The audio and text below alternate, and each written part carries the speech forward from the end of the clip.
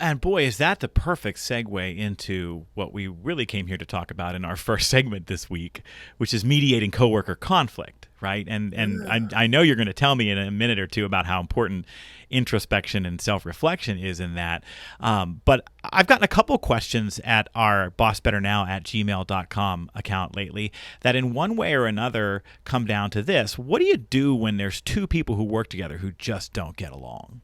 How do you mediate coworker conflict? And I wanted to bring this to the podcast today, Alyssa, because I know that we have deployed you to some of our clients when we've had two folks who needed mediation, who, this is a more sophisticated problem than just he said, she said, or, the people are, some people's personalities are oil and water. And I get that. That happens sometimes.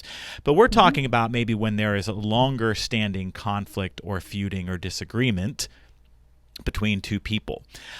So let's assume that we've got some folks listening who are facing that right now on their teams, some legacy employees who've been around for a while where there's some entrenched conflict. If you were going to be asked to sit with these two folks and begin helping them move through a process, what would that be like? So it is not far off from the strategies that I use whenever I start coaching an individual. These are the core tenets of how I move through that conflict, which is I have to ensure that they know who they are at their core and why they're acting that way. And that revolves around their values. So I'm going to want to know their top 5 values. We go through a lot of exercises to get there and the whole thing. So it's not as simple as necessarily, but sometimes it is, asking them, what are your top 5 values? What I have found in my, I don't even want to say the number of years because that makes me feel really old, career in HR as a coach, is that the conflict that we encounter in the workplace is reactionary to the conflict that we are experiencing within our value system. So what is that person doing or has done to you that has affected you as to the core of who you are, that went against your sense of respect, that went against your sense of happiness or of love? What is it that they have done that you took as a personal attack? Where was the violation? Yes. Yes. It is this deeper thing, the little spats and things like that go on in the workplace. When we're talking about mediating a conflict, it is 90, this is my unscientific data, Joe, you're going to really love it. 90% of the time around a values conflict that they are having. And what is amazing is that I could meet with those two individuals, and in the cases in which I have done that, what I have found is that their values are either so oppositely centered, this is really important to me and this is really important to me, like freedom and independence, and over here is, respect for authority and like all of these other things. And it's so obvious to me then why these individuals are having problems operating in each other's, orbits. And then there's the other cases where they're so closely aligned that they could literally be mirror images of each other.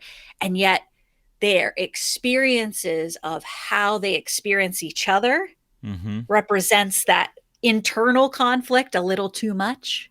And it gets a little too real. And that's whenever the blows come. So you said something a minute ago that I think is important to shine a light on. It sounds like if you have to engage in this kind of mediation, that your first step isn't to sit down with them together. It sounds like No, this you values conversation takes place at an individual level where you're saying, okay, tell me about your values. Who are you at your core, and what is the problem here with this mhm. relationship? Is that a part of how that goes? Do you ask about the other person early on in that conversation? Do you shape it in that context, or you just focus on that person in front of you? For the first few conversations, it's generally about that person, just Mm-hmm. that person. And then being able to frame in, you know, later on how that conflict came to be, because everybody's got their story, right? It's her story, his Yeah, story, and then the truth the lies in the other middle. person's story. Yeah. And then somewhere in the middle, there is Mm-hmm. probably some semblance of the truth. But what you have to establish, and I think that this is critical as a role of a leader, is that you're establishing your support of who they are, Mm. wanting and earnestly supporting who they are, Mm-hmm. right? First and foremost. And then after you can assuredly say to them and they feel supported that you know who they are, that you're not going to sell them down the river, that you're Ah, not out to get them, you're not on the or other use person's that. side, right? That's right. That's right. That then you can start to have a real conversation with the both of them. And here's the thing. I don't generally, just as it, I guess maybe it's a throwback to my HR days. I don't speak about the other person Mm. in the other without the other person being there. Mm-hmm. So the way that you mediate the conflict and you create those boundaries of trust with each of those individual relationships is you say that out loud to Ah. each of them up front, right? And you go through these exercises of values, and then once you have those mechanisms of trust, then you can bring them together, and then you can say, okay, so we've had some really great discussions individually, and here's where it gets real, and here's what have observed, and I'm not going to talk out of turn. I'm going to let the the two of you talk about what you think the issues are, and then with your permissions, I'm going to talk about what I maybe think has contributed to the problems, Interesting. and where we might be able to go from here to remedy. So you give them a chance to drive the car at first, but you're Mhm. saying, I'm going to come on the ride with you. I'm going to be sitting in the back seat. And if we don't end up going in an appropriate direction, I may course correct. Yep, absolutely. So are there ground rules, Alyssa, that you have to set for that conversation? If you're bringing these two folks into a room together and you're going to sit Mhm. down and say, hey, do you sit down and say, hey, we've got to have an uncomfortable conversation. So let's put some ground rules in place to make this possible. Does that happen? And if so, what does it sound like? Yeah, I think it does, especially if emotions are raw and Mm-hmm. hurt is real. In the cases that I've been involved in, uh, all of those boxes have been checked, and then some. Sometimes they're not even talking to each other in the same, office space or what have you. Um, Sometimes there's been name calling. I mean, there's some hurt that needs to Mm-hmm. be remediated, and I think one of the things that I establish as ground rules is how we talk to each other, right? What This is going to sound really therapizing or whatever, but and I'm sure you can put it in maybe a more tactical way. But what does healing look like, or what Mm, does success look like? Maybe is a better yes. term in this way, right? Okay. Um, what and again, this is when we're having those separate conversations, right? And then when we bring them both in, this is what we're going to say. And during our individual conversations, we're also going to, whenever the individual tells you what the problem is and whenever they tell you how they feel about it, you're going to be able to ask them, are you going to be okay talking about that to so and so? Mm-hmm. Are you comfortable saying those words to that individual? Mm-hmm. Can you say what you just said to me to Joe? Like, there's ways in which you can frame individual components of those sessions so that you are able to help guide them towards that, group discussion with boundaries, with support, without taking a side. Yeah. I've done some of this, and it mirrors some of what you're describing. And yeah, I think I have a little bit different language around it just by the nature of our innate personalities. Folks on the podcast have already heard me say that a leader's most important job is to keep their employees safe. And so the ground rules are really in part about psychological safety, bringing two people into a room together where maybe one is very direct and the other is intimidated by that person. There's an unequal power balance there. And that person A is just going to attack person B because that's probably what's gone on for a while. And now we've violated some psychological safety. And so these kinds of ground rules are designed to allow for a dialogue to occur without violating the other person's dignity. And so I'm coming at it from the angle of first and foremost, your responsibility here is to talk to each other, not to me, and to listen to the other person so intently that you could immediately restate what you just heard. Right. And that's okay. So, person A, tell person B what's really been bothering you.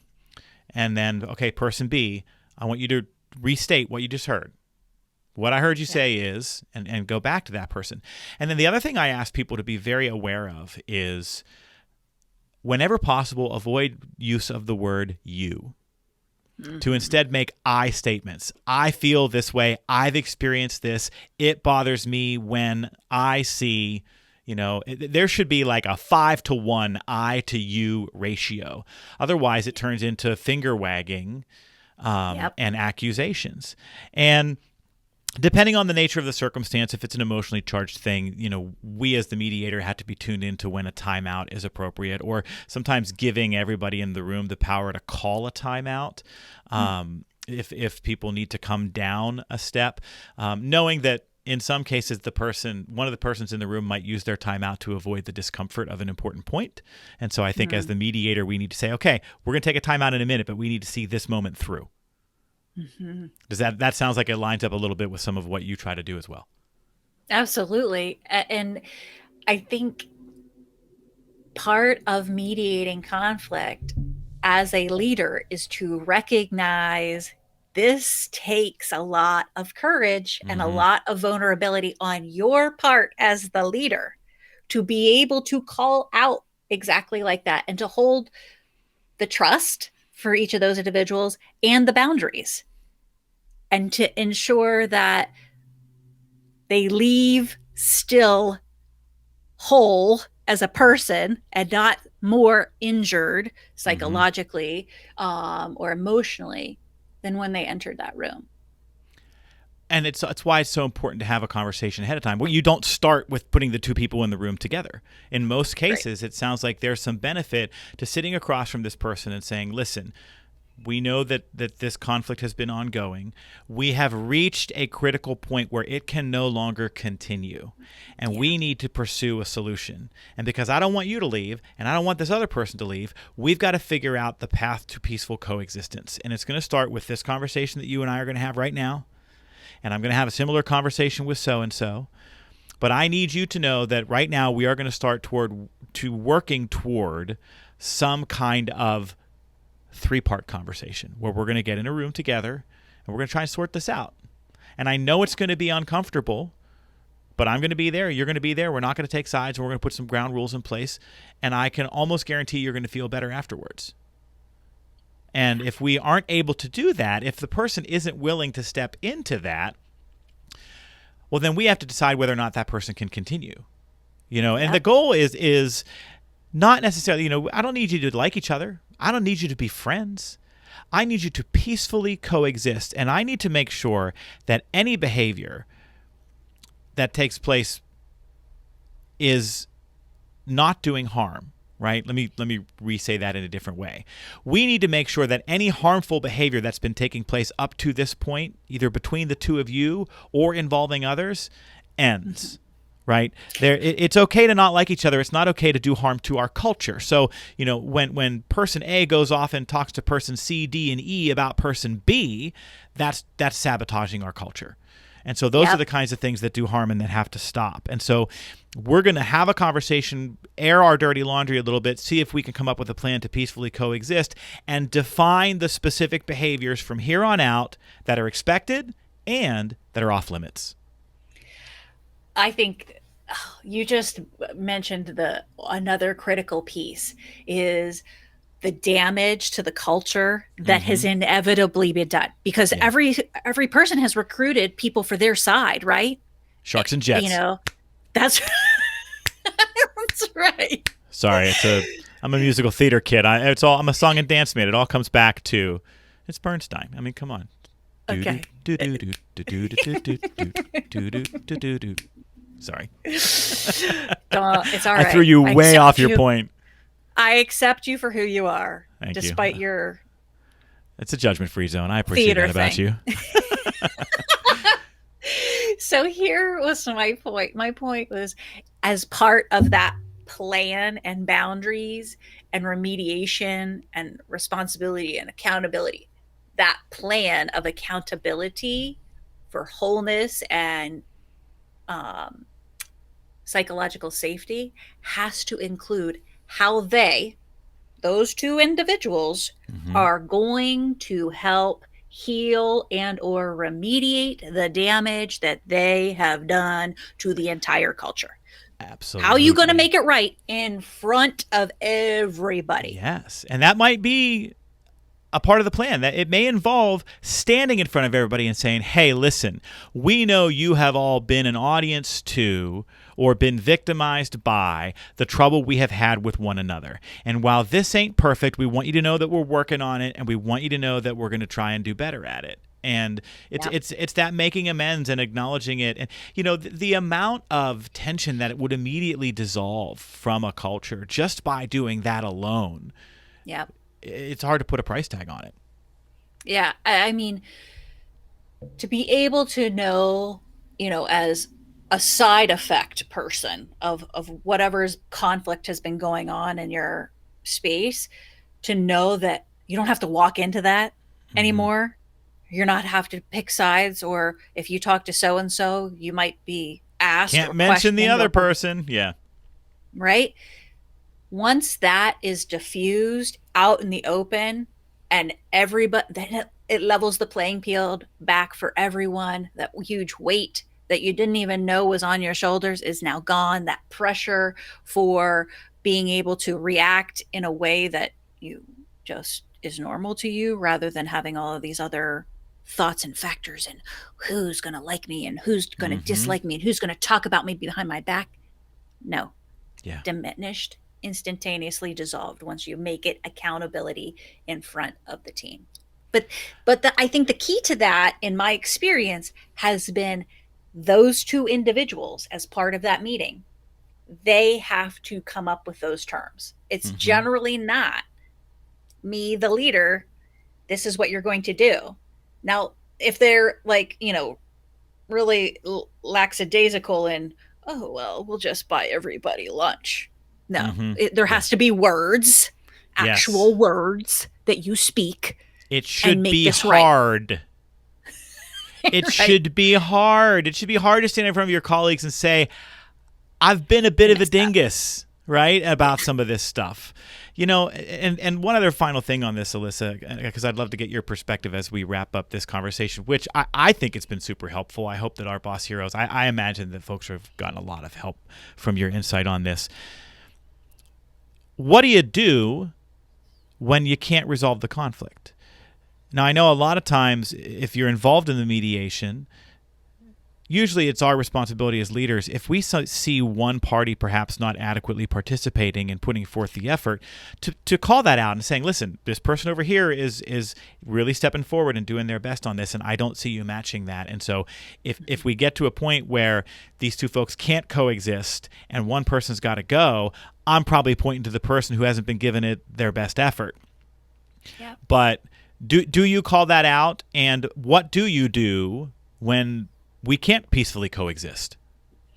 Well, so what I'll add another layer into there, because in the circumstances in which I have seen that dynamic happen where one person is working, the other person isn't, um, and the in-house, if we'll call it that, mediation has not gone well or has not remediated the issue fully, it's generally that this other individual has some other level of power Yep. structure.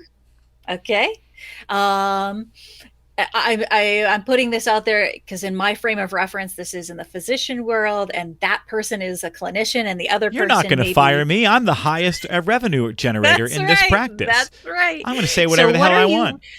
That's right. So Yep. what are you really willing to do in that situation? You have to know up front what are your as the leader real boundaries here. Yeah. Is it going to get to the point where they're going to be out the door, right? Or if it's not, then what is the remediation? And again, as a coach, that's where I come in to the circumstance too, is where I've been brought into circumstances like that, where is it fixable? Can we mediate their behavior more? Is coaching outside of our organization or other resources provided to this individual going to be of help and maybe turn this thing around? We're willing to give every available avenue to try to get this person to a different perspective, to get this person to cohesively, civilly exist in this space with the rest of the team at that point. And this is why it's so important that the leader take an active role in trying to help resolve some of these things, because I think there are going to be times, like if you have that person for whom there's no teeth to the consequences. They're like, yeah, I get to do what I want and move through this place however I want because of who I am and what I do here. The leader has to be able to identify consequences that person does care about. Right. I tell leaders all the time, what's most important to that person?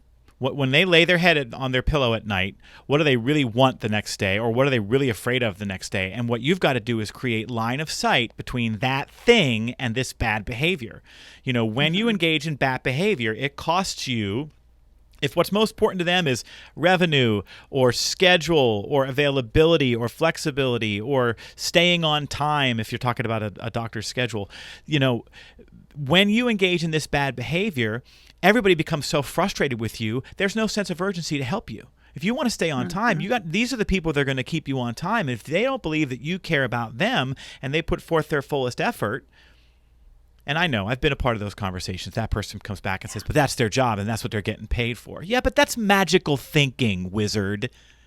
Like that everybody's just going to go at 100 miles an hour, 100% for you all the time because of the job. That's not based in any kind of reality. And the mediator sometimes needs to call that out and say, what is this costing you? Yep. Yes. Yes. Can I get an amen? Amen.